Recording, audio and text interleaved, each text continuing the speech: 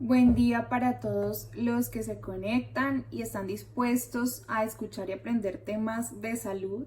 Mi nombre es Natalia Libreros Ramírez, soy fisioterapeuta de la Universidad Santiago de Cali, estudiante de la maestría de Nutrición y Salud de la Universidad Internacional de Valencia, España.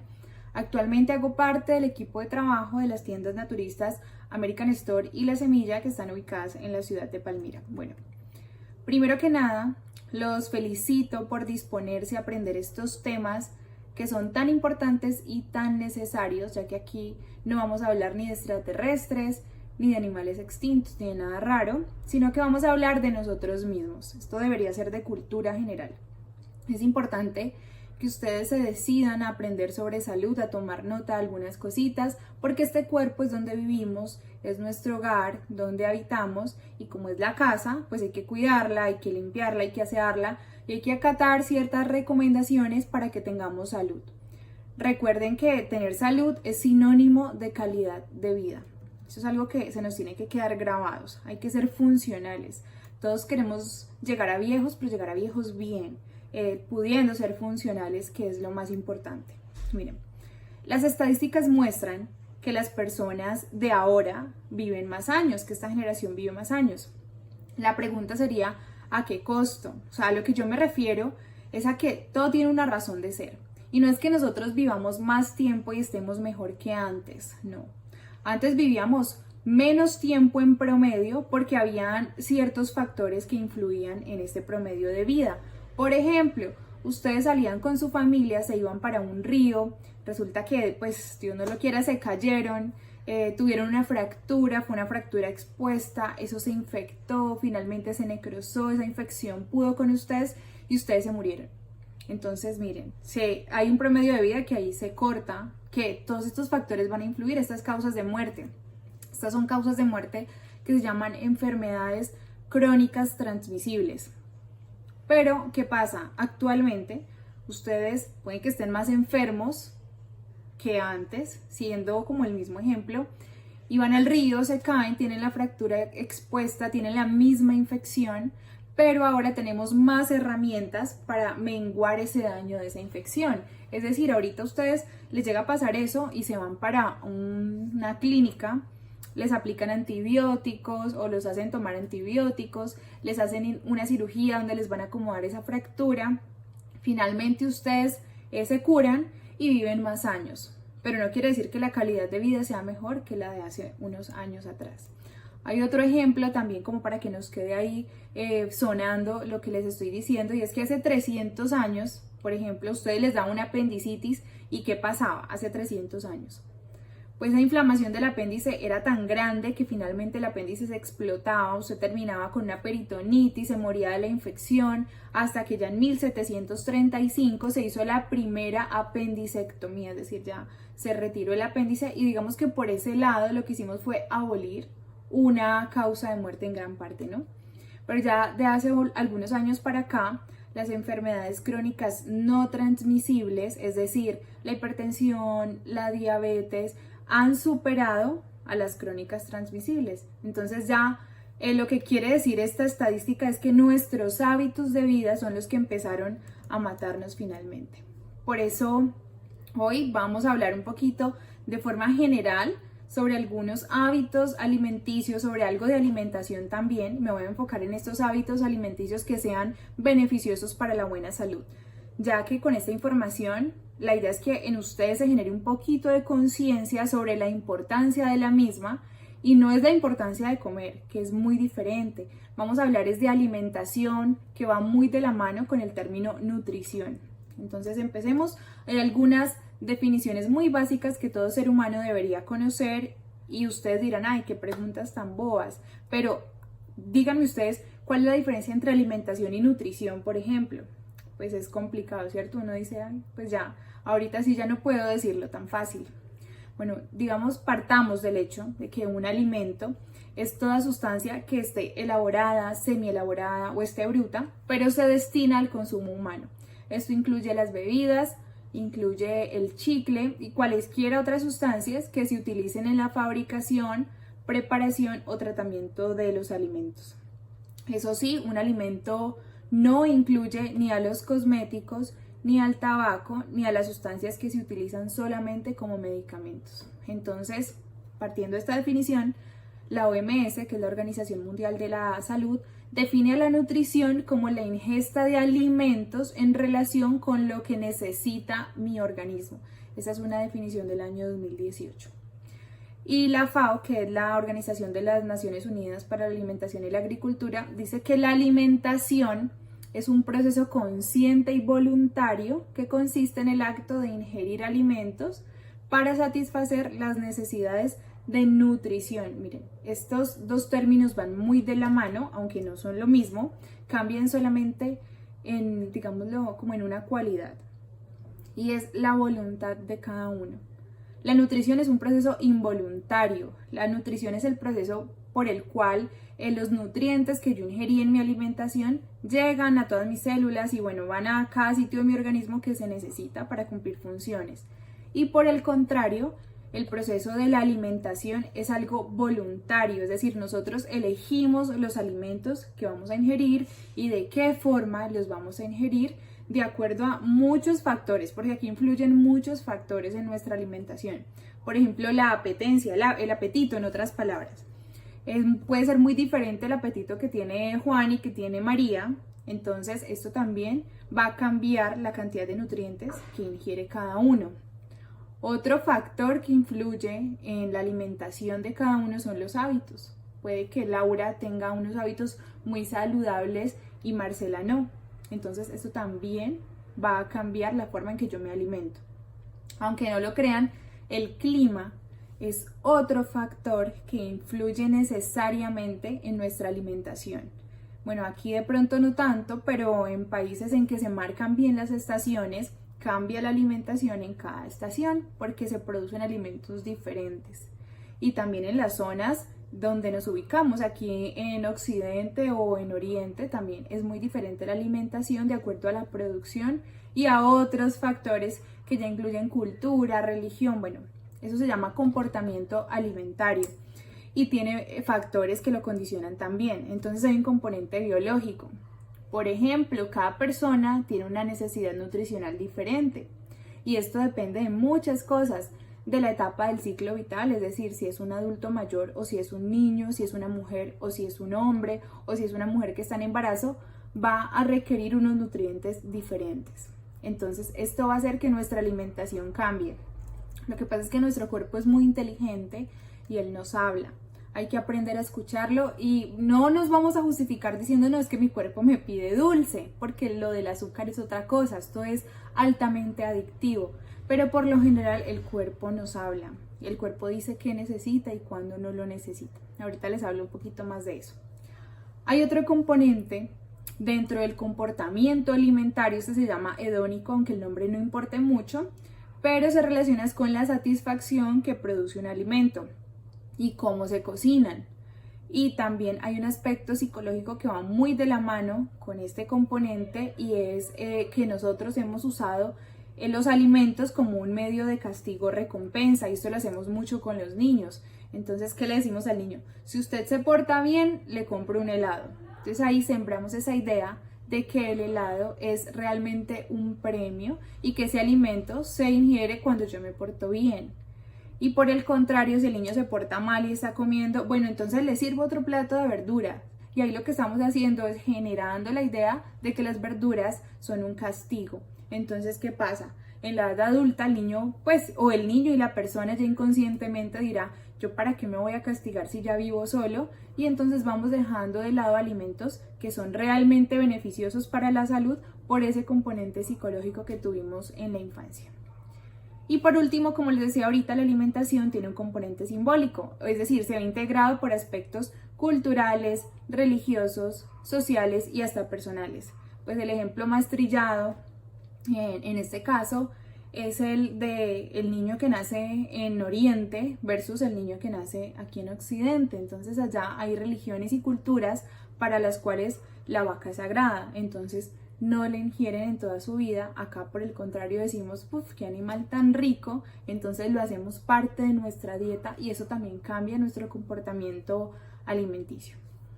Para hablar ya de qué es la alimentación saludable. Entonces, dejando de lado todas estas definiciones y todos estos factores que influyen, aunque son muy importantes, hay que decir que la alimentación saludable en general, no importa la cultura, es la que me va a proporcionar los nutrientes necesarios para el correcto funcionamiento de nuestro organismo, para que pueda conservarse o restablecerse la salud.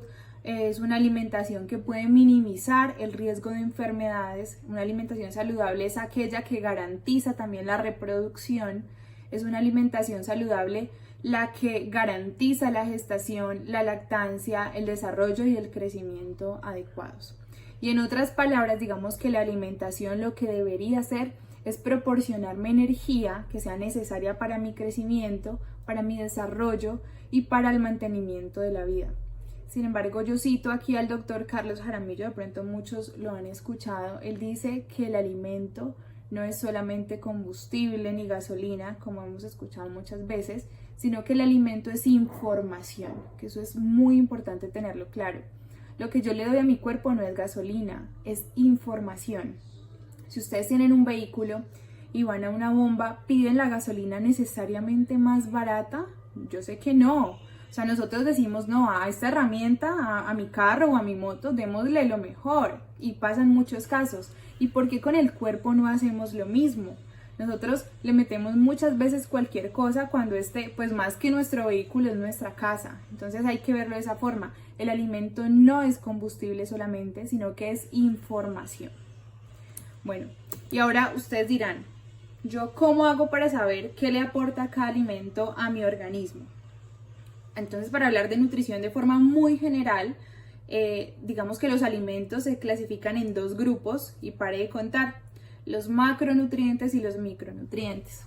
Dentro de los macronutrientes encontramos a las proteínas, a las grasas y a los carbohidratos, ¿listo? Y dentro de los micronutrientes ya encontramos a las vitaminas, a los minerales y otros oligoelementos. Pero también los nutrientes se pueden clasificar en dos grupos de acuerdo a la necesidad de que tengamos que adicionarlos en la dieta o que nuestro organismo los pueda sintetizar. Hay unos nutrientes que son esenciales porque el cuerpo no puede sintetizarlos y hay otros que ya no se consideran esenciales ya que el cuerpo los puede producir a partir de otras sustancias que ingerimos. De los carbohidratos solamente podemos considerar esencial la fibra dietética. Ahorita les hablo un poquito de la fibra y de la importancia de la fibra. De los 20 aminoácidos que existen, digamos que solamente se consideran 8 esenciales. También hay ácidos grasos que son esenciales, pero todas las vitaminas son esenciales. El cuerpo puede sintetizar la vitamina D, que esa es la que se empieza a producir cuando nos da el sol. Y la flora intestinal, si han escuchado este término, son unas bacterias que viven en los intestinos, también pueden sintetizar la vitamina K. Sin embargo, todas las vitaminas se consideran esenciales y todos los minerales sin excepción también se consideran esenciales. Ahorita sí, para empezar a darles herramientas prácticas que ustedes digan, pues esta charlita algo me dejó, hay que hablar de algunas recomendaciones específicas. Y es que en el mundo, aquí en nuestro planeta, hay se habla ahorita de patrón dietético, no se habla de dieta como tal, sino de patrón dietético. Entonces está el patrón dietético occidental, que es el que tenemos nosotros como nuestra alimentación básica. Está el patrón de dieta oriental, está el patrón de dieta vegetariano, está el patrón de dieta, ahorita hay uno paleolítico, bueno, hay muchos patrones de dieta, pero digamos que el considerado el mejor del mundo, la dieta número 1, es la dieta mediterránea. La dieta mediterránea es esa que se acostumbra a ingerir en los países pues de la zona mediterránea. Esto incluye España, Grecia, bueno, varios países de esa zona.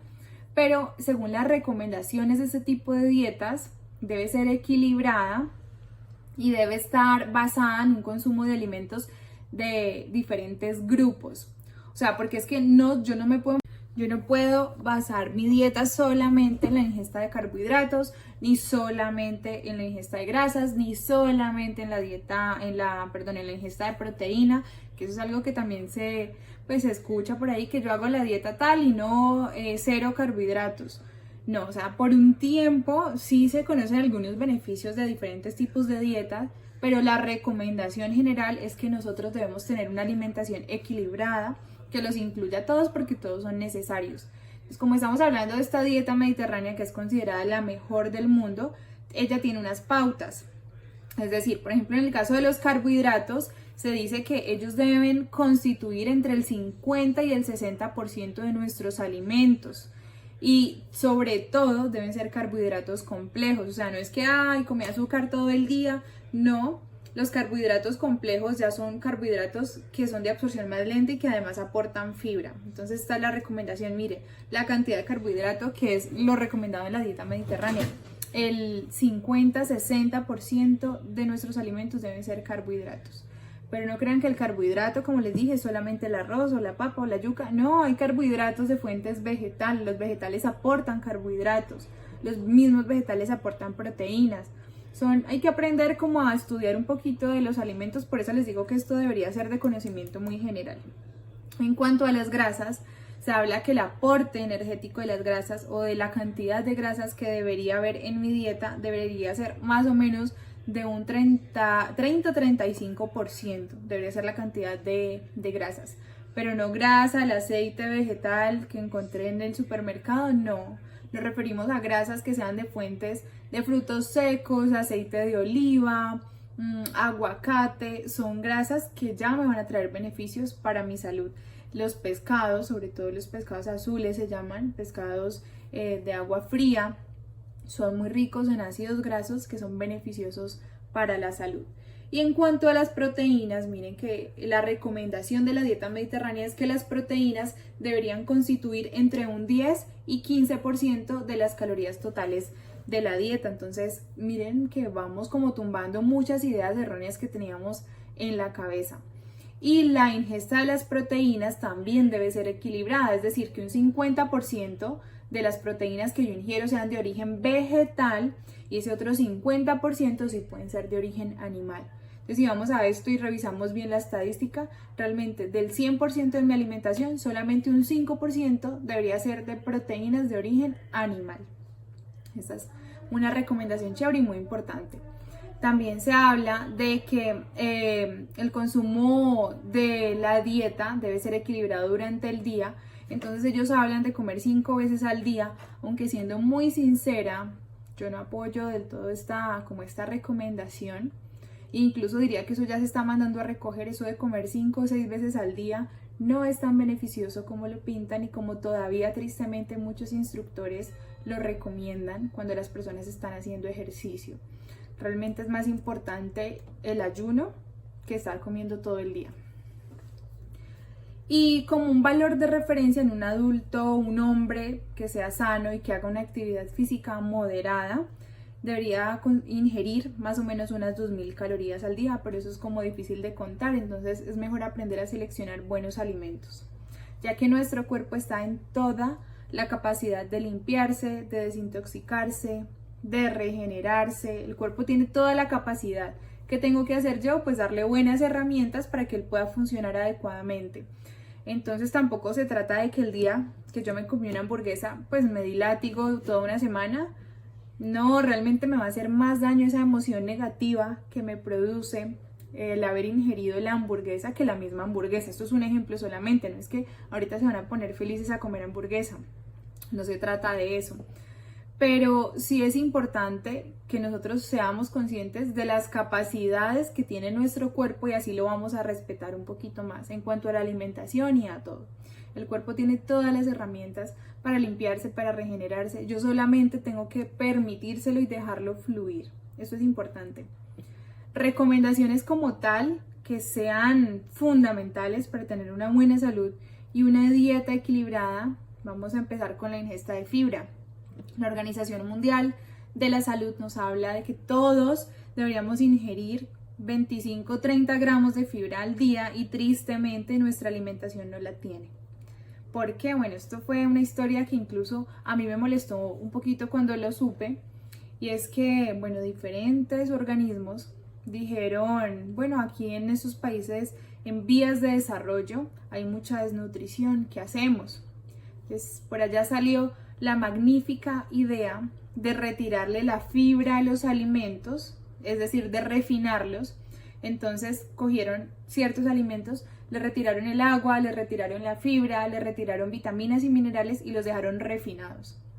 Cuando quedaron refinados, claro, son más densos calóricamente. Entonces, el arroz blanco no es el arroz original. El arroz original es el arroz integral porque es un arroz íntegro.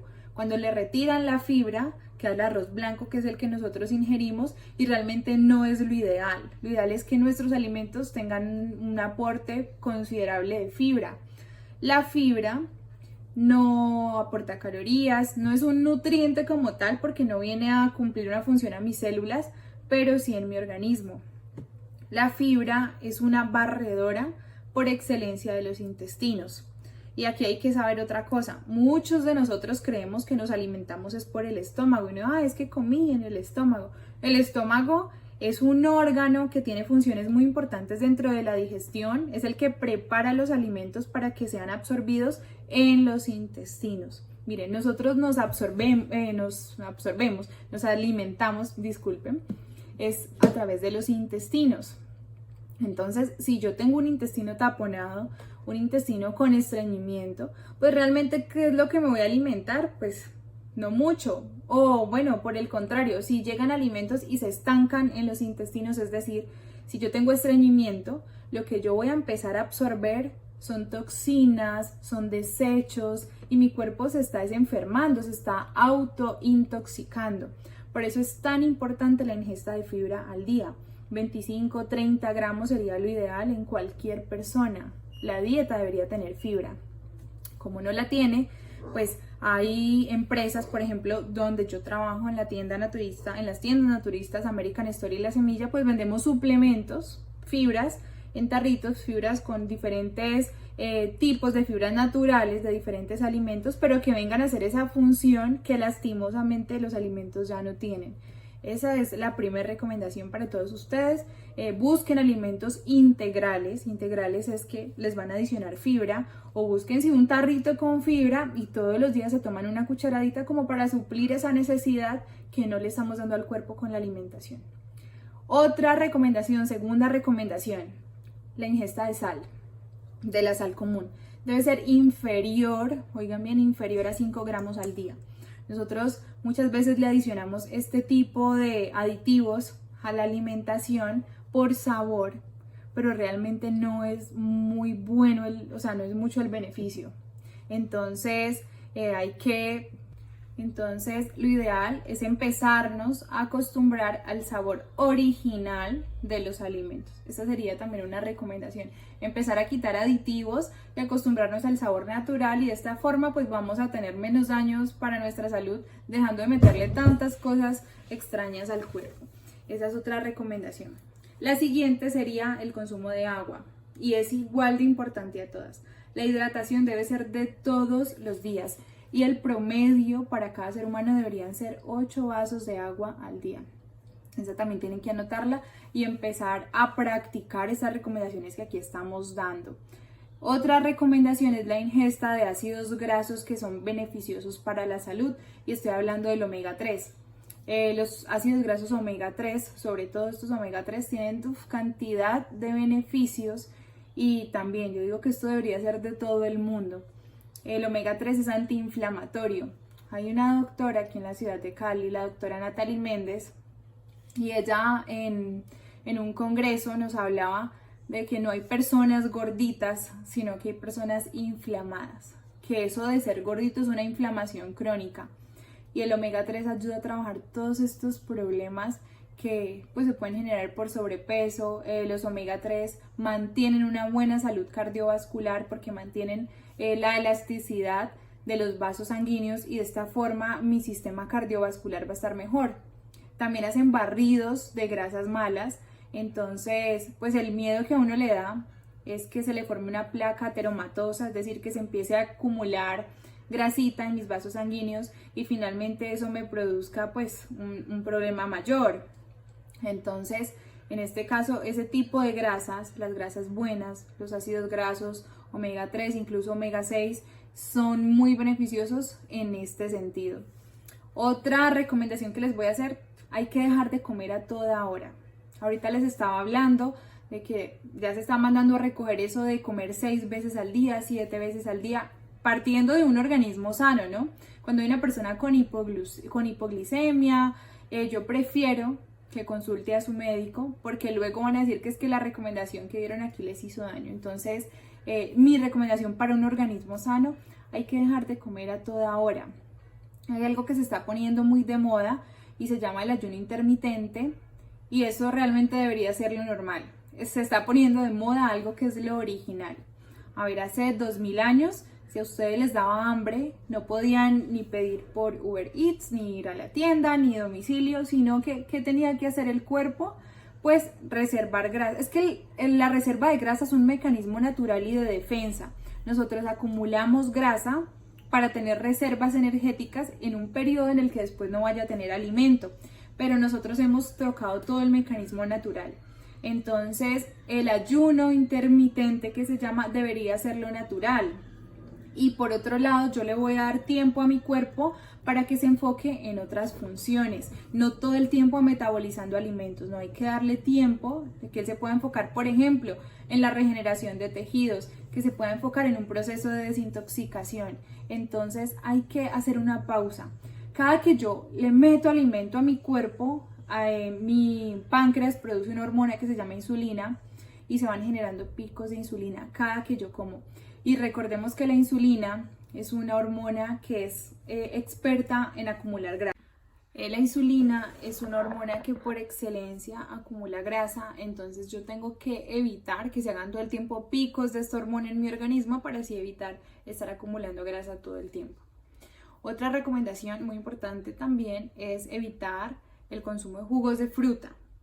A ver, las frutas sí son saludables, las frutas están bien, pero lo ideal es que nosotros nos tomemos el vaso con agua y nos comamos la fruta entera. Porque al comerse la fruta entera ya tiene un aporte alto en vitaminas, en minerales y en fibra sobre todo, que es tan importante, y ya les expliqué los beneficios de la fibra. Entonces cuando yo cojo y preparo un jugo de fruta, lo que hago es macerar, entonces ya empiezo a hacer un proceso exterior que debería empezar a hacerlo en mi boca. Y en la boca se empiezan a segregar unas enzimas que empiezan a degradar los alimentos. Entonces yo no puedo como bloquear el orden natural de las cosas. Por eso lo ideal, comerse la fruta y tomarse el vaso de agua.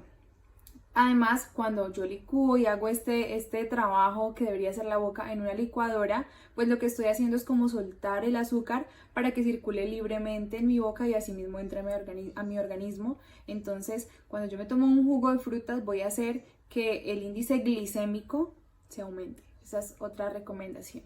Y la última recomendación que les voy a hacer entonces en esta charla de hoy. Muchas gracias a todos ustedes por la atención que prestaron sobre este tema de alimentación que estuvimos hablando, muy interesante.